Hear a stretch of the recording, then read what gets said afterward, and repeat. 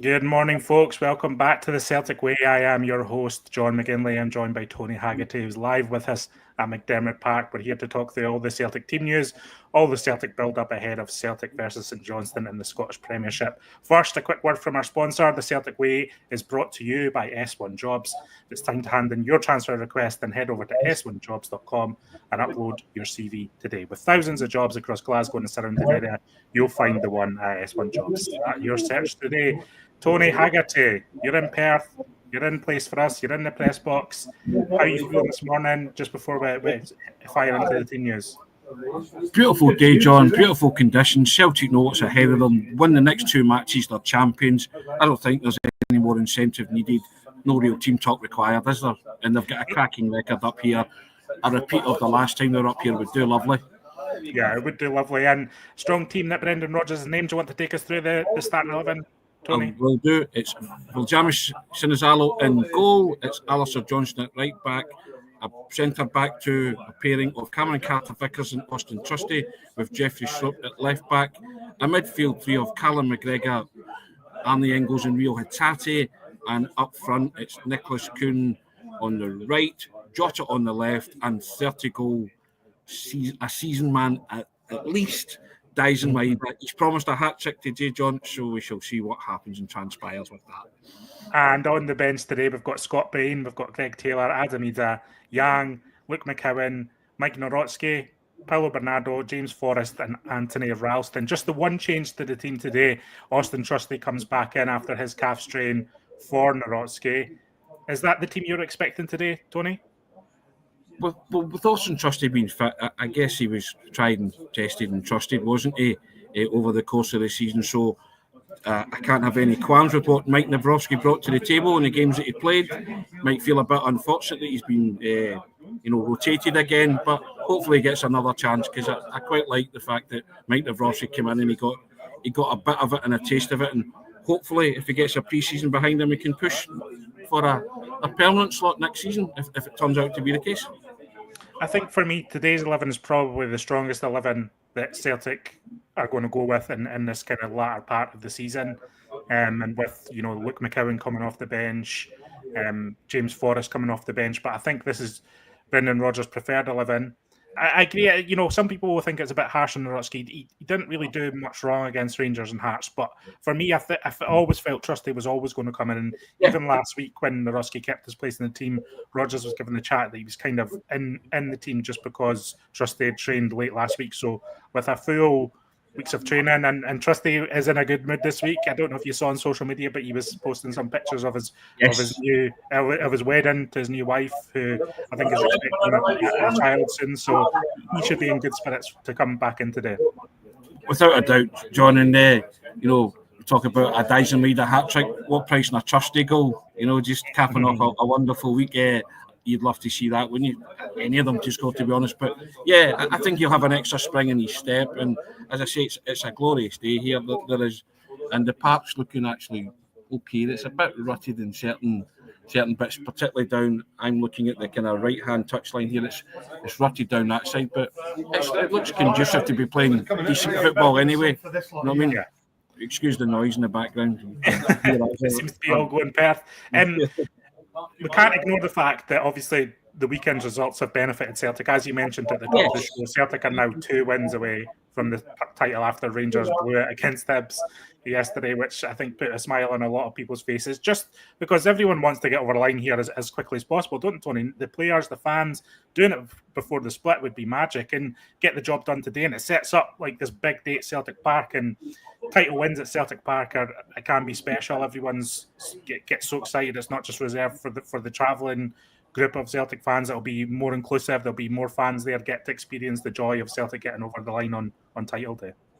Title wins at Celtic Park are also a rarity, John. The Celtic fans they usually get the trophy day and all that, and they enjoy that, but it's usually won elsewhere, or it's usually won because of some other result goes their way and they're not actually in the stadium at times. But I think it'd be a brilliant reward for Celtic this season to win the next 2 games, win this game today, and then beat Kilmarnock. What a day that'll be, John. And to win it before the split, I think, would be a fitting testament to the way this team have gone about their business this season under Brendan Rodgers. They'd like to do that, and then you get the 5 games after the split, and to quote the manager, you could have fun, couldn't you?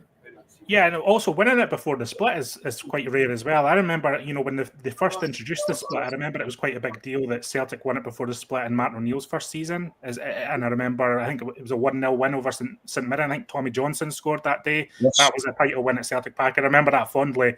I had a season ticket, and I loved the experience of that. Obviously everyone points to the stop in the 10 in 1998, but even a few years later, that just felt like such a big occasion, and winning it in advance and just basically having this aura of dominance over the league is, Celtic fans enjoy that as much as other fans may detract from that. Other fans from other clubs may detract from that. From a Celtic perspective, it's magic, isn't it? It's magic to be on the brink of winning the title, and it's we're barely into April. You know what? I'm like you in that sense. I don't really care about other clubs think. I'm always, you're always Celtic centric, Celtic focused. The earlier they can win the title, the better, and take all that pressure and angst out away from it. But I think it's just that today and next week represents a wonderful opportunity. Go and do it in style. Burst through the tape, as the manager says, in style. They won 6-0 here the last time they were here in September. Anything approaching that would be fantastic. And then next week, there's going to be a full house crowd at Celtic Park. I mean, what do you want as a player? As I say, there is no motivation to quit. I don't know about you, but I got up this morning, and despite the fact they couldn't win the title here today, I was pretty up for it. I was like up really early, and I was just like, right, come on, get in the car and get up here early, and then realised it was a 12 o'clock kickoff. Tony, is that what holding the eyebrows does to you?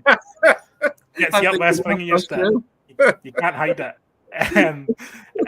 So no, I think, and for some of these players, they've been here and done it. Callum McGregor, your James Forrest example, but it was interesting. Arnie Engels over the weekend had comments basically saying that this is his dream to win a title. He's never won a title in his career at all, either at senior or youth level, and moments like this are something to savour. So for players like that, the kind of new players coming in, it's exciting, isn't it? It should be exciting for these players. And I want to see that in the performance today, I think. I want to see, as you say, it's a nice sunny day. They've had a full week of rest, no midweek matches. Brendan Rodgers, it was obviously pretty warm weather through the week for this time of year as well. There's no excuses here. We want to see Celtic put on a bit of a show today. John, that's the culmination of being involved in a winning culture, a team that demands success. Right, where it's imprinted on the walls, you have to be successful and entertain and do it in a certain style and a certain way, and there's a certain philosophy attached to this football club. You don't understand it till you're in the thick of it, and that's what Arnie Engels was talking about. I believe you wrote the story, and it's on the site today. You can have a look at it. But to hear a player, a young player like that say it's his dream, it's a guy who's played in the Bundesliga, but it's his dream to win a title. Everybody wants to be successful, John. Modern day football players, financial remuneration comes, but see, when they hang up their boots, they want to turn around and say, I won that, I did that, I was part of this machine, a winning culture at Celtic under Brendan Rodgers, class of 2024-25 and beyond, hopefully as well. But we did that, and this is how we did it. And they'll look back, and I think you ask any player, money's great, have it in the bank, they're well looked after, whatever top level and elite level clubs that they play for, but they want medals, John. They want to be a winner. They want to be known as a winner and to be perceived as a winner. And I love that from Arnie Engels. It's the one quote that it jumped out at me. It's my dream to win the title. And I was just like, a young, hungry footballer. And it will mean so much to him, because that'll be, he said he got a League Cup medal, but a League Winners' medal. It'll be a cherished possession for him. And I love that. And I think that's Celtic's MO in terms of the recruitment. They need young, hungry thrusters like that who it means the world to them and give their all for the time they're at the club. And I think Arnie Engels is obviously one of those. And it gladdened my heart to hear him say things like that, John, because he's not taking it for granted. Yeah, I don't think he is. I think, some people maybe look at Arnie Engels and think he's a bit aloof and maybe like he carries himself so calmly and composedly that he's not a player that you sense excitement from. But I think that interview, you kind of get that from him, that he's desperate to get over this mark, and he's already talking about season 2 at Celtic. He's here to improve at Celtic. He's saying that I want to be even better in the second season. So he's got his eyes on kind of this road of improvement, and I think that's a credit to him. Just, I don't want to discount St Johnstone too much, Tony. The main reason being they're fighting for their lives at the bottom of the Scottish Premiership, and that can be a difficulty.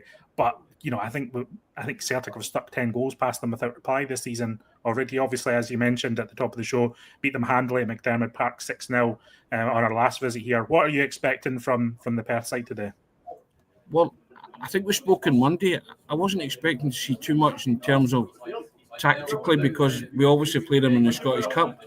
But when you're fighting for survival, John, you've got to claw and scrape and, fight for everything. And I expect that from them today. I think the problem for St Johnstone has been scoring goals, hasn't it? Yeah. Let's be honest. I think that's been their Achilles heel this season. And, nobody needs to see Movala carry that. But, you said it there. You cannot discount any team who's relegation threatened and need points, are desperate for points. So if Celtic are off it in any shape or form today, then you know what can happen. The title's not won yet, John. They have 2 games, 2 wins away from winning the title. They can win it by winning this game and then beating Kilmarnock. You have to be clinical and professional. But when you're up against a team who are, fighting for their very lives and also trying to preserve jobs in and around the place, because if St Johnstone go down, then it's not just the players that are affected, it's everybody that works for this football club that's affected. And that when you couch it in those terms, players can rise to the occasion. And I don't think this is a foregone conclusion today by any stretch. You have to match that fight and desire that St Johnstone are going to bring to the table as well. And also, Celtic play them in the Scottish Cup semi-final. Again, not a given, but you'd like to think that Celtic will prevail in both of these encounters. But that, as I say, you have to earn that right to go and win these football matches.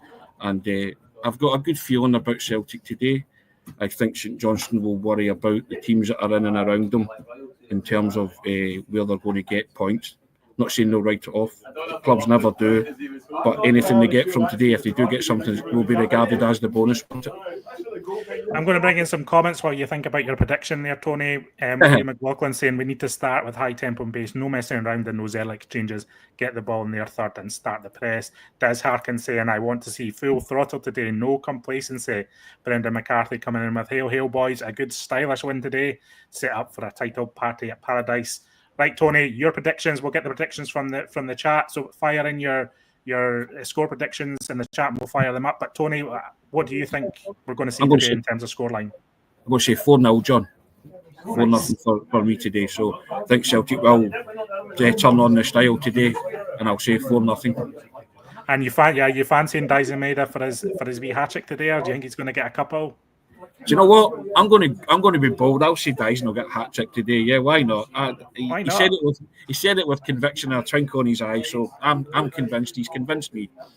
The score lines, everyone's thinking it's going to be a big score. I think it's going to be. I'll go for a 3-0 today. How's about that? I'll be a little bit more sensible than the majority comments out. I think we've just had 4 5-0s in a row here. We've got Ian Corbett saying 4-0. We've got Brown Warrior saying 5-0. We've got Stephen Kelly 5-0. We've got Pat Man 67 5-0. We've got Jim Dolan 5-0. So there's a good feeling out there, Tony. I think everyone's expecting to see a strong performance, a few goals, a good sunny day, and everyone can have a fantastic Sunday. Yeah, the sun's out, John. There's a kind of party type atmosphere building up to hopefully next week being the title party. So I think the Celtic supporters, they're going to occupy 3 stands here. It's going to be a brilliant atmosphere, and they're feeling it, John. As I say, we got up today, and when the sun's out, everybody's mood's better, isn't it? They're all smiling, and I think there's a sense of, everybody's ready for this today. We spoke about it on Monday, and you touched upon it in the podcast as well. The only negative is that the way Celtic have started games of late. Yeah. I want to see a full throttle, no complacency, as one of the commenters said there today, from the get-go, and take it from there.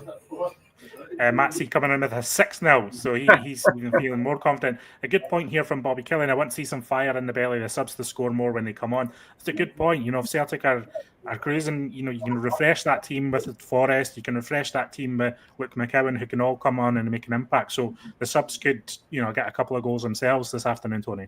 And that's a challenge for them, isn't it? Regardless if it's 2 or 3-0 when they come on, and they come on, make an impact, help the team make it 4, make it 5, make it whatever.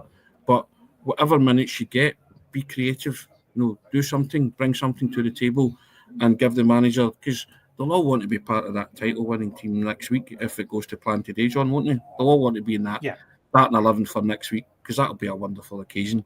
Because it is, as you said at the top of the programme, it's a rarity that I actually get. See a Celtic team win the title at Celtic Park, providing, of course, they get the result today. And we always say this, but Brendan Rodgers always understands context. He knows the Rangers have been beaten yesterday. He knows there's a wee glint in the eye of the Celtic support. He'll be wanting this team to go on and really, as Brendan Rodgers says, burst over the finish line, burst through the wall, and get it done as quickly as possible. Right, we're going to wrap things up here. Tony needs to get ready for the match and full coverage. He's going to have a match report minutes after the final whistle on the website, and we'll be back on YouTube to discuss everything that happens today, good or bad. Ryan will also have player ratings up on the website as well. We've got a wee subscription offer at the moment, which is a really good one. It's only £1 for 6 months of access to the Celtic Way, which means you get access to all the subscription articles, you get ad-free access to all our news articles, and £1 for this jota print, I think, is worth it on its own. Made by Frankie, who is a fantastic football artist, and she's put together a custom design for us, an exclusive design. You won't find this anywhere else. And as I say, it's only £1 to get the print and a full 6 months of subscription access to the Celtic Way website. So consider that and go to the celticway.co.uk/subscribe to get involved in that. Right, Tony, we'll say goodbye for now. We'll see you after the game, and hopefully have a good one. Look forward to that. Take care, guys. Result dependent. It always is. I always say that, but have a good one. Yeah, goodbye, everyone. Catch you after.